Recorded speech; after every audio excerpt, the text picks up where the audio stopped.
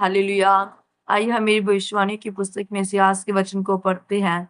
वचन आपके पाँव के लिए दीपक और मार्ग के लिए उजाला।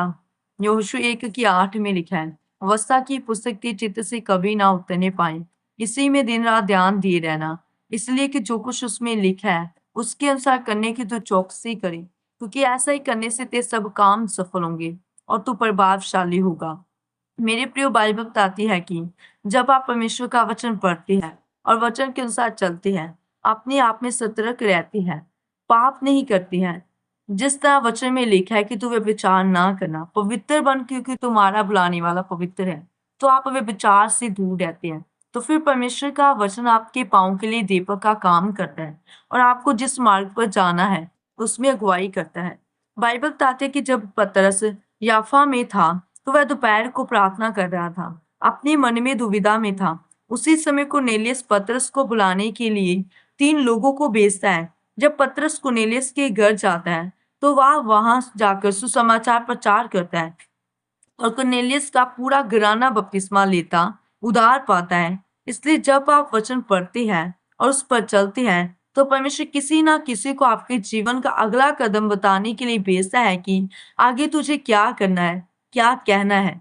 जैसे कि यशायाह 30:21 में लिखा है, जब कभी तुम दाहिनी या बाईं ओर मुड़ने लगो, तब तुम्हारे पीछे से ये वचन तुम्हारे कानों में पड़ेगा, मार्ग यही है, इसी पर चलो।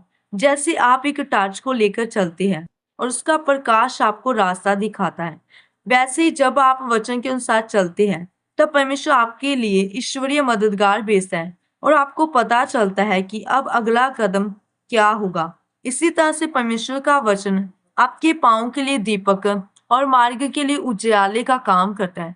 मेरे प्रियो, जब मैं प्रभु में नहीं थी तब मैं एक दिन बहुत परेशान थी, घर में बैठी थी, तभी मुझे लाल बाइबल दिखी। फिर मैं उससे पढ़ने लगी। पूरा 1 घंटा मैं पढ़ती रही।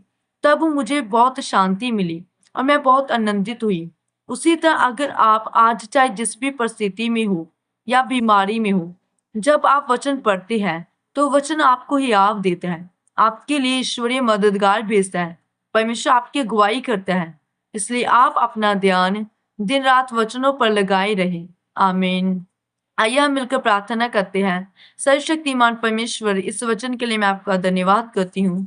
परमेश्वर, मैं प्रार्थना करती हूँ कि आप मुझे आपके वचनों पर दिन रात ध्यान करने का, उन्हें पढ़ने का अनुग्रह दीजिए, बुद्धि दीजिए। प्रभु यीशु मसीह के सामर्थी नाम में आमीन।